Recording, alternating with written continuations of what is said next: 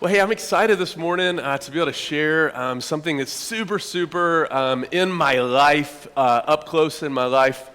And I'm hoping today to challenge some very important relationships that you guys have in your life, in one in particular, but we'll get there in a second. But anyway, before I offer challenging information, I always like to say, I love you. Okay. But challenging information coming from people who love you, it's always received better, right? So anyway, I just want you guys to know that I think that Cumming Baptist is super cool. I love inviting people to our church. So anyway, I hope that you guys do the same. This morning, I want to share with you guys about something that I think is under attack today and just trying to be destroyed today. And just being all kind of just taking shots at today. So I just want to pray again. Father, thank you for this morning. God, I thank you for the privilege, God, that we have to be able to open up your word today. Father, I pray that you would speak to us. Father, I pray that you would give us exactly what we need in this moment. God, you know what we need. And Father, I pray, God, for the family. God, how healthy a family is determines how healthy a church is. And Father, today, God, just as I offer a challenge that's been so up close and personal in my own life, Father, I pray that I could extend it in your love today. And Father, I pray as a result, God, you would make us all the stronger. God, help us. These moments guide me. I just want to be a tool. And Father, I pray that you do great things in these moments. It's in Jesus' name I pray. Amen. Well, this morning, as I was thinking, over the last while a little bit, I've known that Pastor Jamie is going to be out. I've been thinking and praying specifically, what would God have me share today? And, I'm obviously thinking about kids all the time and things that are just up a kid's alley. But I also am thinking about what would be better and be great for kids. And for life to be better and good at home makes things better and good for kids as well. So this morning, I just want to challenge some family relationships, if I can do that. Is that okay? Can we offer some challenge today? So what I'd like to do this morning, when I was thinking about all of this, I promise this will make sense. I started thinking about this picture. Okay, this is a catapult. Okay, this is the best catapult I could come up with that didn't look like a medieval drawing type thing. So the idea, one person goes down, gravity pulls, and then the other gets shot off. Now, as a kid, I was a Dennis the Menace kid. I don't know if I have any Dennis the Menace folks here, but to this day, every time I see a good Y, a good Y stick anywhere is a slingshot to me. It got to where it was a little bit more advanced to where you guys have seen the slingshots that have really serious. I think you could take somebody out. But the slingshots that will actually wrap around your arm and brace back, I had one of those, but still, I'm talking about the Ys, you see them. And then advanced in youth ministry at points, you guys have seen the slingshots where takes two people. It takes two people, catapult that thing back, usually shooting T-shirts, something soft, but you can use it to shoot all kinds of things. Once, catapulted a 60-year-old man, felt really bad about it. That's still to this day. I apologize to him every time I see him. His name was Aaron Welburn. He was a farmer kind of guy, and I took him to camp, which was cool, and I was like, it's going to be great. It's going to be like the best week of your life, and he was already sold. He loved kids and students, and I took this guy to camp. And I took him, y'all, I was the encourager off the top of a very high platform. You guys know where this is going. And for those of you guys that have been to camp and went to the blob, okay, I know this is up close and personal because I remember a couple years ago praying for Adrian who had some injury off of one of these bad boys. But it's basically, if you've ever seen one of these before, it's like a human catapult. It's like a massive blow-up hot dog that you stick out in the middle of a lake and you jump off of a platform and gravity, okay? You jump down, and then you get a really light kid out on the end, and you get somebody who's, not proportionate, okay? The heavier you can get, you get up on the platform, and I had everything lined up to put Mr. Aaron Welburn on the end of that platform, and I was going to shoot him off that platform or encourage. I was the encourager, so I'm up on top of the platform, and I'm encouraging it, mostly younger, you can do this, it's not so scary, it's going to be so fun, you'll remember this forever. And I'm encouraging people off the platform to shoot people off the end. And I get Mr. Aaron Welburn up there because I'm thinking, he's like a farmer, okay? So we're like misproportion, okay? So I get him up there and he's about to launch. Well, things did not work out so well in the catapult. Mr. Aaron goes down. Mr. Aaron hits the balloon. Mr. Aaron bounces back on the bank. Okay, this wasn't good, okay? At this point in time, again, I've said I've apologized to him forever, but he hit his knee on that thing. And anyway, the rest of the week, he went with a limp and then had to, anyway, all that kind of stuff. But Mr. Aaron was so tough. He was like, Blake, it was all worth it. And I was like, I'm so glad because I feel so bad. But catapults are interesting, aren't they? I mean, they come in all different shapes and sizes. And this morning, I want to share something with you guys that I pray will be a catapult to your relationship with Jesus. I actually know it can be a catapult in your relationship with Jesus because I've experienced it in my own life in lots of different ways. So I'm really excited for what some of the conversations might be had after today in your family. So my goal today really is to, open your eyes to something that's right in front of you that sometimes I think that we miss.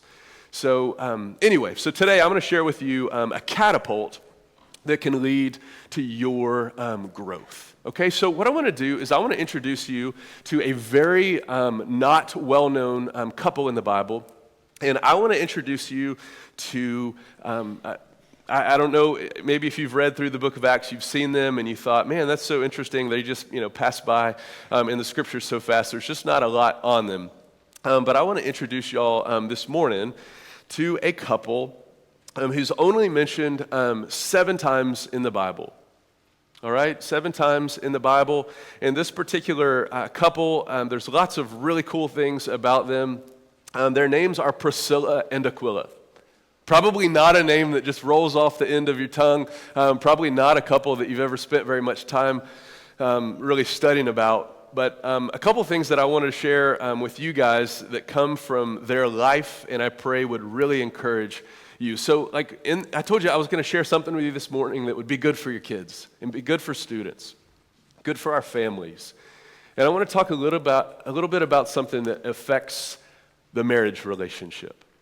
Now I realized, and I thought this morning about this room, and I thought about, all of us in this room are not married. I get that, okay? Some of us are widow or widower, and some of us are single. So we're kind of, I know that we're in different places. A lot of us in this room are married. But I want to just go ahead and assure you at the outset that this application in this message is going to apply to every single one of us. We've all been touched by marriages, right? We've all been affected by marriages, for good and sometimes not for good. And this morning, I want to put what I believe, they've become my favorite marriage in the Bible.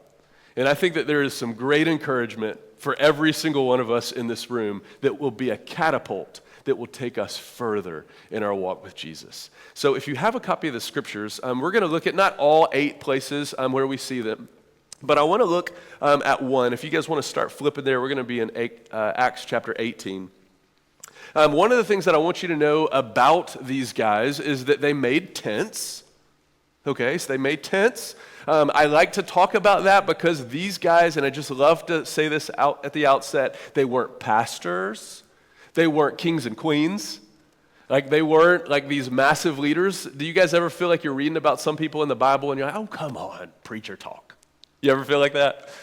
You can say that today, okay? Yeah, you feel like it's preacher talk, and you're just talking to somebody who's leading the church or something. These guys, they were not that. These guys were super, super regular. They made tents and they did ministry together. That's kind of what they did. They made tents and they did ministry together. And what I want to share with you guys today is a couple who were not just doing life together, but a couple who was really doing ministry together. Okay, so let's Acts 18, verses 1 to 3. We're going to look at a couple verses. Like I said, we're going to move to a couple different places, but I want to start in Acts 18, 1 to 3. We'll jump on these for just a second, and then we'll jump in a couple places. I want you to know just a little bit about them to start with. Okay, so Acts chapter 18, verses 1 to 3 go like this. After this, Paul left Athens and went to Corinth. There he met a Jew named Aquila, a native of Pontus, who had recently come from Italy with his wife Priscilla, because Claudius had ordered all the Jews to leave Rome. Paul went to see them And because he was a tent maker, okay, so something in common with the Apostle Paul, and because he was a tent maker as they were, he stayed and worked with them. Now, these things in these verses tell us a couple things about Paul in his interactions with Priscilla and Aquila, and I just want to talk about them for just a second. One thing that we know about these guys is that they were super influential in the early church. We know that they affected the early church. So a couple things, I'll shoot them up on the screen for you this morning. The first thing that we know is that they had deep influence in the early church. We know that Paul was a church planner, and Paul was going to do all kinds of massive things. I mean, if it wasn't for the Apostle Paul, I mean, 3/4 of our New Testament we don't have. So anybody who's made an influence on the Apostle Paul has made an influence on all of the early church, right? So if you want to see who had a great influence on Paul, you don't have to look very far. You look at a couple named Priscilla and Aquila. So if they had an impact on this young man who's, got some past, right? We've all got some past, but he believed in this guy who had some past, and he traveled alongside them. It wasn't like they just met one time. He traveled with them. He ministered alongside them. It wasn't, again, somebody he just met outside of like a service or something. Another thing that's pretty cool about these guys, and you can just pick it up from these verses, is that they were willing to serve God wherever they went. Now you have to kind of stop for a minute and look at all of these different cities, and I know that we're kind of reading these verses fast, but the guy Claudius that's mentioned in these verses is a wicked emperor. So as often during the time, wicked emperor says, we don't really want any believers here. They're causing some ruckus. They're causing some riots. They're keeping things from being the way that we want them to be. So he creates a stink, and he drives out, kicks all the Jewish Christians out of Rome. So Priscilla and Aquila, they move from Rome to Corinth. Then they move back to Ephesus. Then they move back to Rome. But the important thing that I just wanted to point out is wherever they were, they ministered for Jesus there. Didn't matter where they were. Got kicked out of one city, went to the next city, kept doing their thing. They're making tents, and they were ministering for Jesus. Again, not leaders of the church. They were what made up the church. You guys following me? Sometimes we just, in the Bible, we look at the leaders and there's the guy, or there's the, it's the people that make up the church and make the church strong. And wherever they lived, whatever they were doing, the main thing they were doing is that they served God there. It's one more thing that I wanted you guys to notice is that their relationship had a bigger purpose than each other. Their relationship had a bigger purpose than each other. Their goal as a married couple was not about themselves. Their goal was not their happiness. Their goal was focused on other people's needs before their own. Every time we see them as a life that was focused on someone else's life. They found all kinds of purpose in what they were doing, but their focus was not on their own happiness. Check this passage out. This is in, we're going to go to a little bit further. So the book right after Acts, Corinthians 1, then Corinthians 2. But before then, go to Romans, okay? Romans chapter 16. And they get another quick mention, but there's an important thing that I want you to see. This is in Romans chapter 16, verses 3 and 4. And you guys ever get kind of to the end of some of Paul's letters, and you're like, this person, and greet this person, and greet this person. There's purpose in those verses. Paul wants to know that his ministry was not just himself, but every now and then, if you look real close, there's some really good nuggets tucked in there. And this is one of them. This is Romans 16, verse 3. Greet Priscilla and Aquila. Again, they're mentioned 7 times in the Bible. Every single time you find Priscilla, you find Aquila. Every time you find Aquila, you find Priscilla. They're a couple that are always together, always following Jesus together. And this time we see them with something else about them. 16, verse 3 and 4, Paul writes, Greet Priscilla and Aquila, my fellow workers in Christ Jesus. And this is the part I wanted you to see. Verse 4, they risk their lives for me. Not only I, but all the churches of the Gentiles are grateful to them. Now, I don't know how they risk their lives for Paul. I'm kind of glad.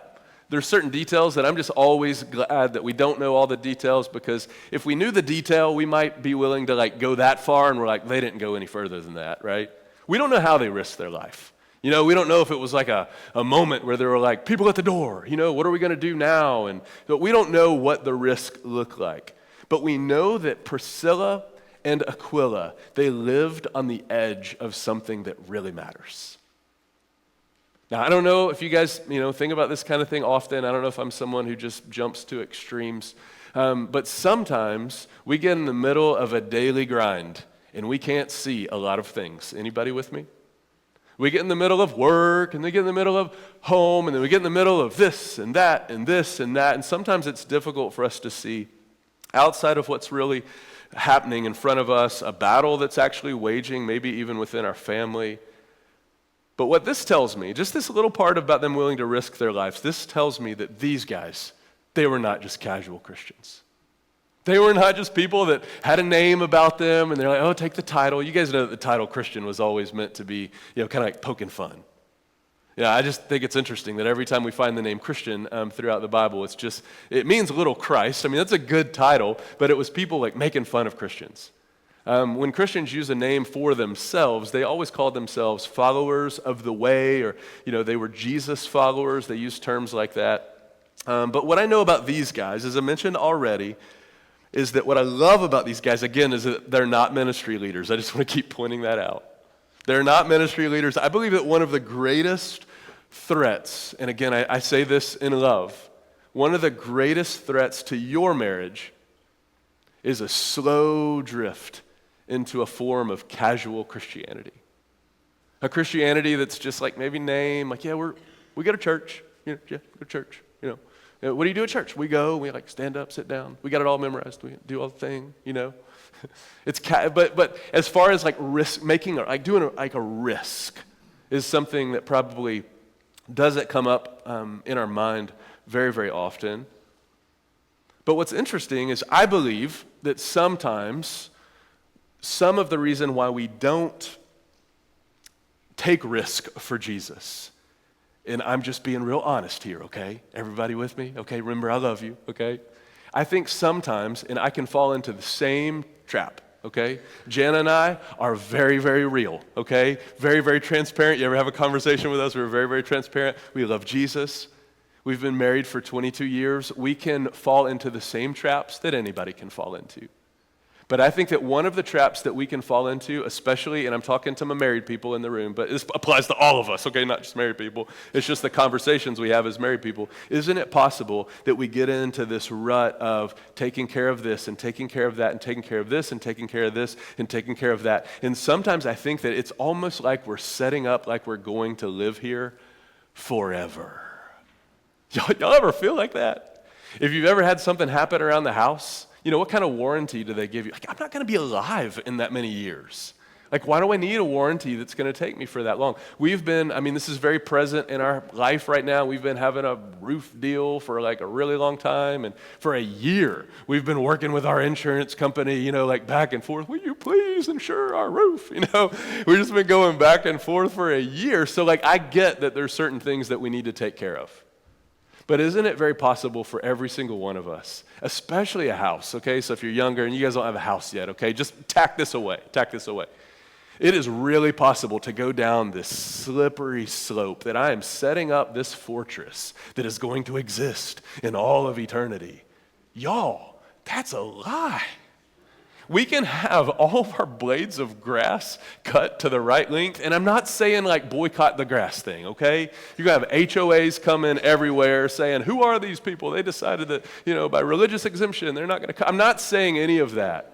I'm just saying, isn't it possible that we can spend so much time guarding and taking care of this fortress that we forget about some of the things that really matter? And so again, I'm not saying throw your insurance out. So if there's any insurance agency in the room, I don't know you, so I apologize, okay? I'm not saying that I don't have insurance, anything like that. But what I do know is this. I do know is that you can spend the very best of your life trimming blades of grass that don't last for eternity. I know that, and I'm not saying that we shouldn't, in marriage, have great trips. Was sitting around a table last night talking about great trips with my family. some trips that we want to take, some trips that we want to do. And make sure you hit Alaska, Mr. Kent, right? Like there's certain trips and like there's nothing wrong. I don't want you guys to walk away saying, well, Pastor Blake is anti anything that seems like fun. I'm not anything by any means, anything like that. Again, I've been married 22 years. I've loved every minute of being married. But what's interesting is when I think about the different things that we've given our lives to, it's not the trips that mattered the most, right? If you think back through some of your, really important conversations you've had as a married couple, isn't it probably some of the conversations, the things that at least we talk about are, man, wasn't it cool that we got to be a part of when God was doing that cool thing? Isn't it cool that we saw that with our niece or with our nephew or, some of the things that are really, really important to us are probably not all the spots that we hit, right? I mean, it's important. Do the trips, Again, I'm not saying, throw your tickets away or anything like that, but I do know that we all give our lives to things. And if we're not careful, we give our lives away to things that don't last very, very long. It was really pretty simple with Priscilla and Aquila. We see them doing it over and over again. We see them working together. We see them being hospitable. It's kind of cool. They open up their house to things. I mean, that's real, isn't it? I want you guys to come to my house, okay? Cut your blades of grass, okay? You got people coming over, okay? So you're using your house for God's great name. You're like, well, I got a house, I can use it, right? I mean, all of us have different things that we can use for Jesus. Again, don't have to be the leader up front to be used greatly by God, but we've all got different tools in the toolbox, right? Thankfully we do, right? If we were all the same, good night. Wouldn't it be a boring place? Whole bunch of talkers, right? But what I know about these guys is they used what God had given them. They were using their house to house a church. Check this out. So back one more time to Acts chapter 18. Acts chapter 18. What else were these guys up to? I just want to show you one more thing that they were doing. Acts chapter 18. Look with me at verse number 26.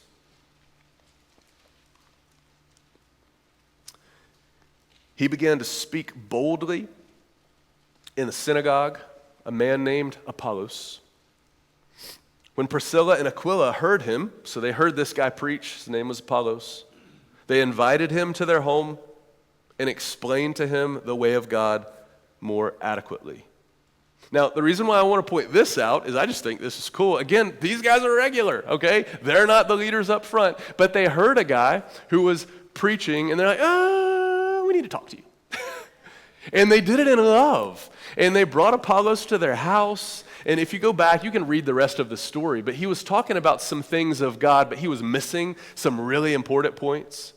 Have you guys ever had anybody have you over, and you couldn't even see it until later on down the road, and they backdoored you? You ever had that happen before? They were like, come here, I need to hang out with you. And they spent time with you, and you're like, wow, that was all for my growth. God planned that person. He planted that person. There was something I needed to learn. Anybody ever had that? God planted them right on time, and God did that through Aquila and Priscilla. They bring Apollos into their home, and then Apollos was going to be used even more greatly for God's great name. Again, they used their home. They're not the leader in charge, and they taught some really valuable lessons. Now, if I could just try to bring this all to a close, I promise I would encourage those who are single, or maybe you're not married now, or your husband or wife has went on to be with Jesus. What can we do to learn from Priscilla and Aquila? Well, this is an application that I hope that, and I pray would apply to all of us, something that we could think through, is that the catapult for your growth, a great catapult that God can use in your life for good, is the closest relationship that you have. Now, I do say this, that the closest relationship you have can be, okay? Let me just say that, can be a catapult, okay? We all know that, we have people that are close to us, right? Sometimes that can be, a word that we might like to use is like toxic, right? Anybody ever had anybody around them before that is just like really, really not good for you in following Jesus? Isn't that real, isn't it? We've had people that are not helping us in following Jesus. Right? I know I still need to love you, but I got to put a little distance, Put a little distance so, that I want to influence, but you are influencing me way more than I'm influencing you. Students, we know what this is like, right? I need a little bit more distance. I want to love you towards Jesus, but I can't be as up close.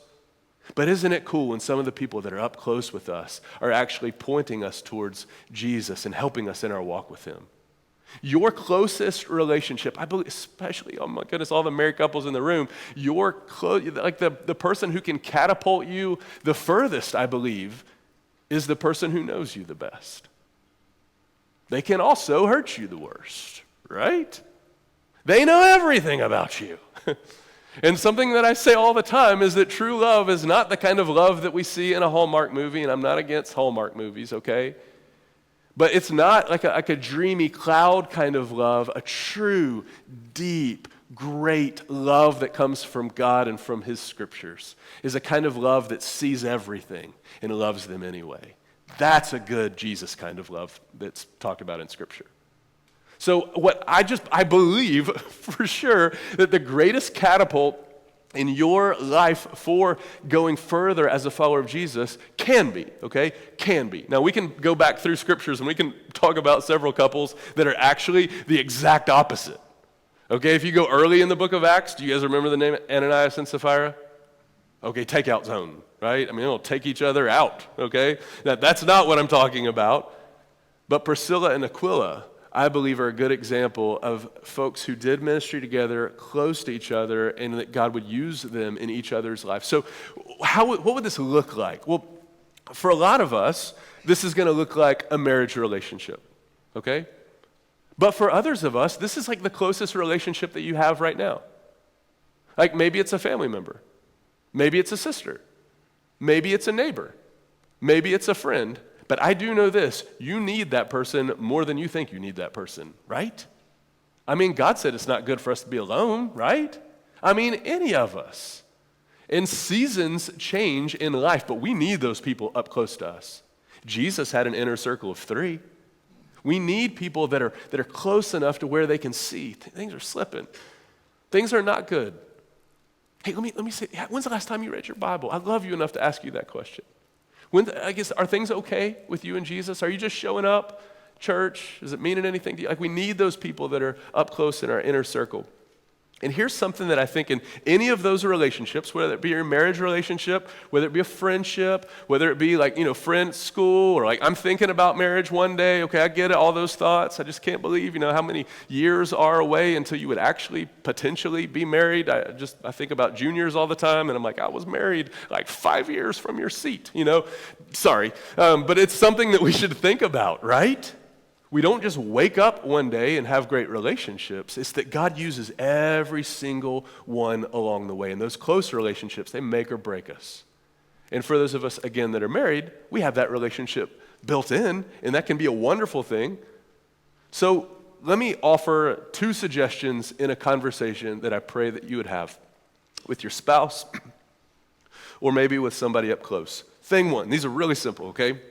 Thing 1 is that you have a common enemy. Now, the enemy is not the other person, okay? Now, sometimes that can happen in a marriage relationship. I'm so sorry. Let's deal with it, okay? Why are we doing this? Talk about it, okay? I mean, a common enemy means what's something that in your marriage relationship that it is worth fighting against? We can get on board with this together. Let me just go ahead and help you with one enemy. Satan wants to destroy your family. John 10:10 says the thief's purpose is to steal and kill and destroy. He wants to wreck your family. He wants to wreck your kids' life. He wants to wreck your grandkids' life. He wants to destroy. So you have a common enemy, okay? Part 1, okay? But what I'm also talking about is there are lots of other things that upset us. And I love to hear what upsets people. It kind of gets me excited. I'm like, what makes you mad? What are you talking about? That doesn't seem like a right thing that you would want to know what people makes people mad. But what's amazing is some of the things, especially as a Jesus follower. I'm not talking about the person who's driving in front of you or you can't get around them. I'm not talking about that kind of mad because it's probably me, okay? But what I'm talking about is the kind of thing that makes you mad as a Jesus follower that you want to do something about. Listen to that. I think that God often uses this as helping us find some great purpose in life. What are the things that make you mad? One of the things that makes me personally mad, makes Jana mad, we talk about this all the time, is when kids and students are making really dumb decisions and they just need a little extra direction, and mainly they need Jesus. That makes us mad. It has driven us to do all kinds of crazy things, to whatever it takes to get more truth in the life of a kid and a student, to get them truth. That's been like a driving thing. That's what a lot of our conversations are about. Or honey, I'm going to make you so mad that this happened and this happened. And picture it, it's like we are back to back and we are going to fight that same enemy. That's something that excites. I've heard it described like this before. It is a holy disgust when we find the thing that really gets you mad up in the morning. And I'm not talking about walking around with a chip on your shoulder, not that kind of angry. In the book of Psalms, David writes, and he says, I hate every wrong path. There is a good kind of disgust that can reside inside of us, and it gets us a little bit fired up. What gets you fired up? For some of you, maybe it's other families that are not doing well. Talk about it with your spouse. Talk about it with a great friend. What makes you mad? Maybe it's people not having food for dinner tonight. Maybe your thing is, I just want to, and you see things, okay? You see things and you're like, we got to fix that. My desire is, I can't believe that we have trash out there. It just makes me mad. Does it make you mad, honey? Yeah, it makes me mad. Okay, that leads into the next thing, okay? So we have a common enemy. That's a great thing in a close relationship. Jesus-inspired things that we get upset about. The next thing that I pray that you could talk about is a target, is that we would have a target together, basically bringing up the question of, well, what do you want to do about it? What do you want to do about it? Like Priscilla and Aquila, they had a common desire of being used by Jesus and serving Jesus and meeting needs and doing really cool things. And then that, it upset them that maybe Apollos was doing some things this could be better. So they got upset and they had target what do we love? Well, we have our house. We could bring him into our home and help him. You guys following me? These are some things that could help us as a couple, as a friendship, as a family. This can really catapult us further in our walk with Jesus. That we could together find some ways to be able to actually, let's go accomplish that thing. This would be awesome. This would be amazing. Let's do it together. But the same is also true, as I mentioned, same is also true. We can get really mad about some things that don't matter and get united about some things that don't matter. Let's talk about them and talk about them and talk about them. And then our target, let's tell somebody else and let's talk about them. And you guys get the picture, right? We can do Ananias and Sapphira. I'm not talking about that. I'm talking about Priscilla and Aquila. How cool is it that God could get us upset about some things that need to be fixed? Now let's work together, honey, as a couple. What can we do? What do we have? We got a backyard. How can we use our backyard for Jesus? I don't know. Let's talk about it. For some of us, maybe it's something like, I have a lot of time on my hands. I'm retired now. What can I do with my time? I got to figure out what to do with my time. I need some ideas. Talk to some people. Anyway, I hope that this morning, I hope that your marriage is not just aimed at having pretty photos one day, okay? There's more than going on great trips and having pretty pictures and having your grass cut just right. Your marriage and the close relationships that you have in your life, those can be the exact thing that God uses to catapult us further in our walk with Jesus. Your marriage, your close friendships, they weren't meant to exist just for themselves. You will find more joy in your marriage, more joy in your friendships, more joy in your family relationships when you guys get united on some things that really matter. Let's do this together. Let's bring a family together like none other. I always say that unity is a wonderful thing, but you don't achieve unity by just wanting unity. You achieve unity by serving Jesus together. As we serve Jesus, like us as a church, right? As we serve Jesus together, then we're like, oh man, that hurt, didn't it? And we do a little scar sharing. That's what the scripture describes in my translation as fellowship. That hurt, didn't it? That didn't go exactly the way that I wanted to. Okay, let's dust off. Okay, you get a Band-Aid. Okay, you need stitches. Okay, we get everybody all bandaged back up. Okay, well, let's get back up together again. Let's go serve Jesus. That's what creates unity. In your marriage relationship, your close friendships, they have the ability to ground this in deep and catapult you further in your walk with Jesus. I pray that David's prayer in Psalm 34:3 could describe us. In Psalm 34:3, we read these words.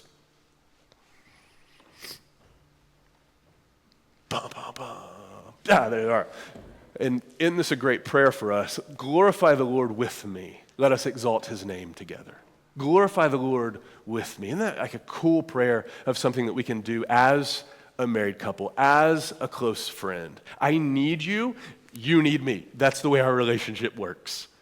Someone told Jen and I early on, it's not 50-50. We need each other 100%, 100%. It's not good math, but it works. We're not waiting on the other person to do their part. I'm doing my part full fold. They're doing their part full fold. Let's serve Jesus together. Let's share what we hate, share what we love, and share ideas of what we're actually going to do about it. I pray that this would maybe stir some conversations in your home. Let's find ways to serve Jesus and be used by God greatly.